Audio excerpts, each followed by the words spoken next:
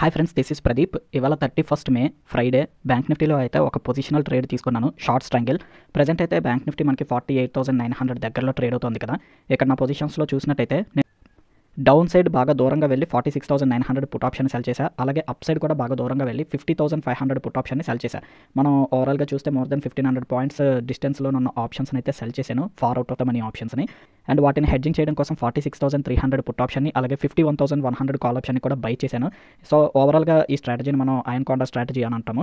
నా వ్యూ ఏంటంటే bank Nifty ఈ ఎక్స్పైరీ టైం అంటే జూన్ 5th ఈ రేంజ్ మధ్యలో 46,900 నుంచి 50,500 ఈ రేంజ్ మధ్యలోని ట్రేడ్ అవుతుంది అనే ఎక్స్పెక్టేషన్తో అయితే ఈ ట్రేడ్ని ఇలా తీసుకున్నాను.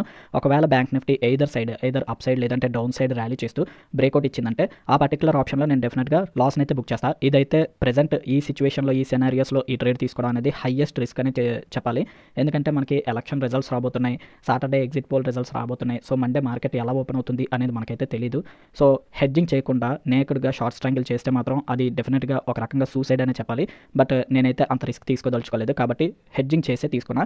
ఒకవేళ ఈ ట్రేడ్లో లాస్ వచ్చినట్టయితే వచ్చే మ్యాక్సిమం లాస్ ఎంత ఉంటుంది అంటే అరౌండ్ 57,000 వరకు లాస్ ఉంటుంది. So that is the highest loss నేను చెప్తున్నది. మ్యాక్సిమం అంత లాస్ అయితే తీసుకోకుండానే ఉంటాం, ఎందుకంటే రేంజ్ బ్రేక్అవుట్ చేసినప్పుడు మనం ఇమీడియట్గా ఎగ్జిట్ అవుతాం కాబట్టి అంత లాస్ రాకపోవచ్చు. బట్ ఒకవేళ మనం చూసుకోకపోయినా లేదంటే extreme gap apps like 5%, 6% bank నిఫ్టీలో ఇండెక్స్లో ఇలాంటి గ్యాప్ అప్ వచ్చినా సరే మ్యాక్సిమం మనకి 57,000 కన్నా ఎక్కువ అయితే లాస్ రాదు. అలాగే ఒకవేళ బ్యాంక్ నిఫ్టీ ఈ రేంజ్లోనే కనుక ట్రేడ్ అయినట్టయితే నేను 80% ప్రీమియం డికేని టార్గెట్ చేస్తాను కాబట్టి మోస్ట్లీ ఒక 18,500 వరకు ప్రాఫిట్ వచ్చే అవకాశం ఉంటుంది. సో చాలామంది ఏం ఆలోచిస్తారంటే 18,500 ప్రాఫిట్కి 57,000 రిస్క్ చేయడం అసలు ఇదేం రిస్క్ టు రివార్డ్ అని అనుకుంటారు. బట్ మోస్ట్లీ మనకి ఆప్షన్ సెల్లింగ్లోని రిస్క్ టు రివార్డ్ అనేది చూడడానికి అంత ఫేవరబుల్గా ఉండదు. కాకపోతే ప్రాబబిలిటీ ఆఫ్ సక్సెస్ అనేది మనకి ఫేవరబుల్గా ఉంటుంది. సో ఎంత రేంజ్ తీసుకున్నాం అంటే up side and down side కలిపితే ఓవరాల్గా మనకి మోర్ దెన్ 3,000 పాయింట్స్ రేంజ్ అయితే తీసుకున్నాం, 3,600 పాయింట్స్ రేంజ్ తీసుకున్నాం కాబట్టి మోస్ట్లీ ఈ రేంజ్ మధ్యలో ఉంటుంది అనే ఎక్స్పెక్టేషన్ అయితే మనం మెయింటైన్ చేయాలి. ఒకవేళ బ్రేక్అవుట్ ఇచ్చినట్టయితే డెఫినెట్గా లాస్ని అయితే బుక్ చేయాల్సి వస్తుంది. ఫ్రెండ్స్, ఇవాళ 3rd May Monday and bank Nifty అయితే మనకి 3.9% గ్యాప్ అప్లో ఓపెన్ అవుతుంది. ఇదంతా exit poll results impact. And ఇక్కడ 50,890 దగ్గరలో ఓపెనింగ్ అవుతున్నట్టుగా చూపిస్తుంది కదా. యాక్చువల్గా నేను సెల్ చేసిన కాల్ ఆప్షన్ అయితే 50,500 మాత్రమే. నా రేంజ్ అప్ సైడ్ 50,500 బ్రేక్ చేసినట్టే. బట్ ఈ ట్రేడ్ పరంగా నేనైతే ఎలాంటి ప్యానిక్ ఫీల్ అవట్లేదు. ఫస్ట్ 15 minutes నేను వెయిట్ చేస్తాను, ఎంత లాస్ వస్తే అంత తీసుకుంటా. As I said before, option selling చేసేటప్పుడు మనకి రిస్క్ టు రివార్డ్ ఫేవర్గా ఉండదు, ప్రాబబిలిటీ ఆఫ్ సక్సెస్ ఫేవర్గా ఉంటుంది అని చెప్పా. ఎప్పుడైతే ఆ సక్సెస్ ప్రాబబిలిటీ మనకి ఫేవర్గా లేకుండా ఫెయిల్ అవుతుందో అప్పుడు మనకు వచ్చే లాస్ కూడా హ్యూజ్గానే ఉంటుంది. But at the same time నేను నా పొజిషన్స్ని హెడ్జింగ్ చేశాను కాబట్టి నేను సెల్ చేసిన కాల్ ఆప్షన్లో వచ్చే లాస్ని ఎంతో కొంతవరకు నేను బై చేసిన కాల్ ఆప్షన్ అయితే కంపెన్సేట్ చేస్తుంది కాబట్టి నా లాస్ కొంత లిమిటెడ్గానే ఉంటుంది. Still it's a big figure. And sell చేసిన put option obviously 80% premium decay అయితే డెఫినెట్గా వస్తుంది అండ్ అది ఎగ్జిట్ అయిపోతుంది. ప్రెజెంట్ అయితే ఫ్రైడే క్లోజింగ్ నాటికి ఈ ట్రేడ్ 5,600 రూపీస్ లాస్లో ఉంది. అండ్ ఇప్పుడు ఓపెనింగ్ తర్వాత మార్కెట్ ఫస్ట్ 15 minutes నేను అబ్జర్వ్ చేసి ఆ తర్వాత నేను ఎగ్జిట్ తీసుకుందాం అని అనుకుంటున్నా. Depends upon the price action. Market open అవ్వడానికి ఇంకా 2 minutes టైం ఉంది. ఓకే ఫ్రెండ్స్, మార్కెట్ అయితే ఓపెన్ అయింది అండ్ ఓపెనింగ్లోనే సెల్ చేసిన పుట్ ఆప్షన్లో అయితే నాకు టార్గెట్ అచీవ్ అయింది. 80% ప్రీమియం డిక్కే నేను నా టార్గెట్ అని చెప్పే కదా.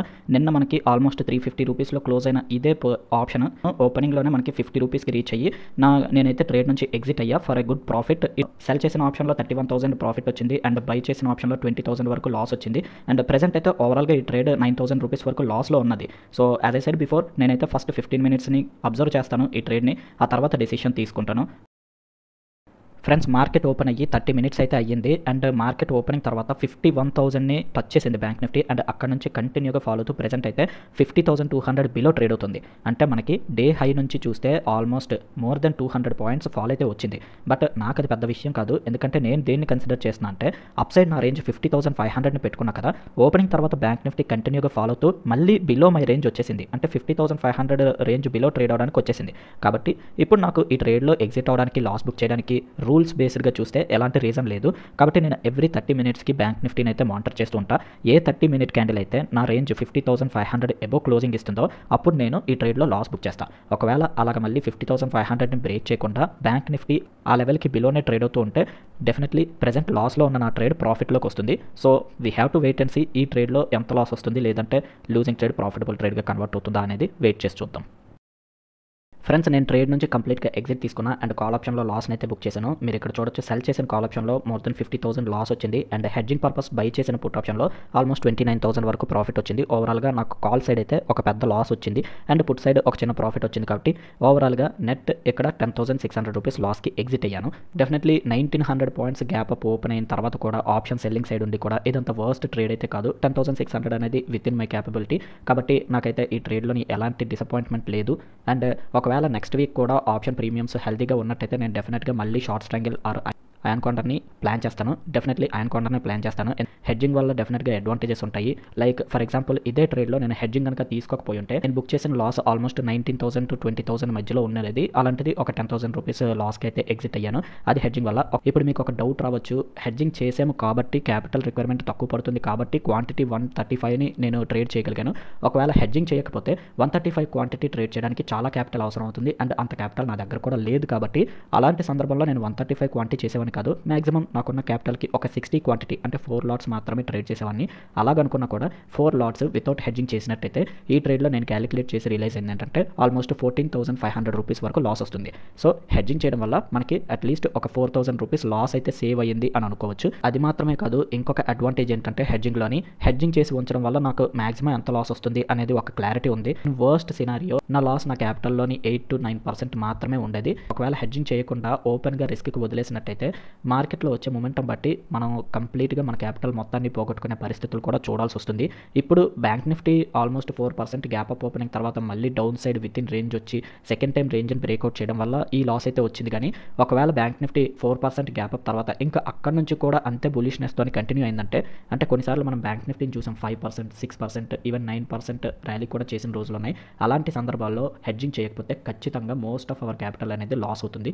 So that is the advantage with hedging. జనరల్గా ఈ స్ట్రాటజీలో అయితే నేను మళ్ళీ సెకండ్ ఎంట్రీ తీసుకుంటాను. అంటే సెకండ్ టైం మార్కెట్ మళ్ళీ నా రేంజ్లో కనుక వచ్చినట్టయితే I will consider entry. But ఈసారి అయితే నేను రీఎంట్రీ ప్లాన్ చేయట్లేదు. రీజన్ ఏంటంటే మనకి రేపు కూడా ఈవెంట్ ఉంది. ఇప్పటికి మనకి వచ్చినవి ఎగ్జిట్ పోల్ రిజల్ట్స్ మాత్రమే. June 4th మనకి అసలైన రిజల్ట్స్ కూడా ఉంటాయి. మార్కెట్ ఇక్కడ నుంచి ఇంకా కంప్లీట్గా బులిష్గా పరిగెత్తేస్తుంది అని నేనైతే ఎక్స్పెక్ట్ చేయట్లేదు. బట్ మనం నమ్ముకున్న లెవెల్ ఉంది కదా 50,500 లెవెల్, ఆ లెవెల్ని అయితే బ్రేక్ చేయడం అండ్ మళ్ళీ ఆ లెవెల్ కిందకి రావడం, ఇలా కొంత వాలటిలిటీ అయితే చూడాల్సి వస్తుంది అని నేను అనుకుంటున్నా. కాబట్టి రీఎంట్రీ అనే కాన్సెప్ట్ పెట్టుకున్నా మన లాస్ ఇంకా పెరిగి పెద్దదవుతుందే తప్ప లాస్ రికవర్ చేసే ఛాన్సెస్ అయితే చాలా తక్కువ ఉంటాయి. కాబట్టి నేనైతే ఈసారి ఈ ట్రేడ్లో రీఎంట్రీ ఏం ప్లాన్ చేయకుండా ఇక్కడతో ఆపేస్తున్నా. సో ఈ వీడియో కనుక మీకు యూస్ఫుల్ అనిపిస్తే వీడియోని లైక్ చేసి ఛానల్ని సబ్స్క్రైబ్ చేసుకోండి. మరొక ట్రేడ్ రికార్డింగ్తో మళ్ళీ కలుసుకుందాం. Thank you so much for watching. Take care.